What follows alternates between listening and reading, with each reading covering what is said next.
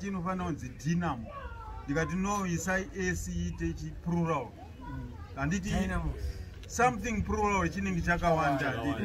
saka manje ndiyo Dynamo. Manje Caps yakapinda but ndindakaipinza iri yanga iri number 5 pa logo. Unoziya kai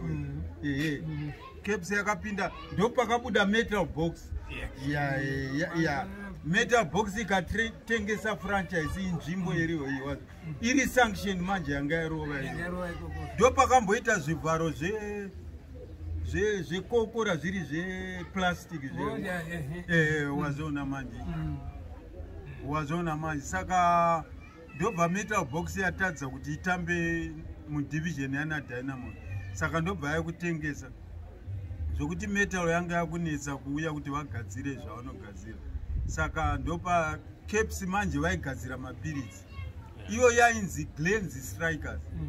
manje through sponsorship ndobva yazove Caps wazona manje ndo zvakaita kuti ichitamba nana Dynamo zvirikono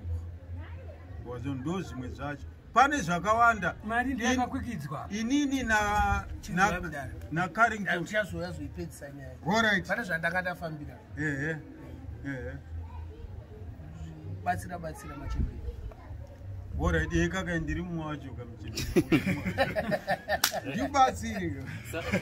tinozviita ndataura uko kuningi kumbare kunoza Mbare kune Mbare clinic ya ine marooms akawanda zvokuti pane vamwe samuda rubatsiro rakaita sei inini ipapa financial nembatya akati chipiwa saka finance kati sponsor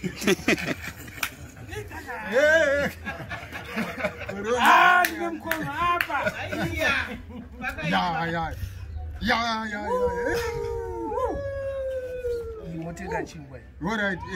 inde kutenga chikafu chingwa ndopambuya vaenda ambuya wenyu ndoyamunopa iyi ndo yenyu ndiye mwana wenyu uyo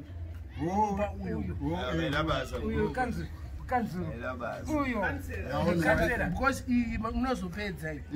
iwombe motenga chikafu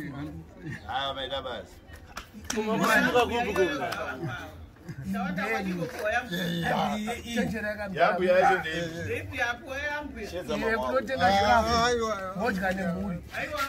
yenyuyo ndo $7 tikuenda kwajega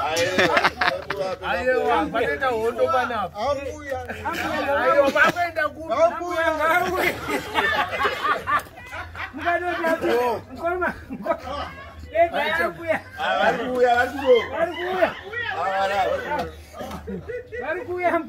because represent hands aizenyi munozopedzera mazoinwa yese namanje munokatwa chenji ambuya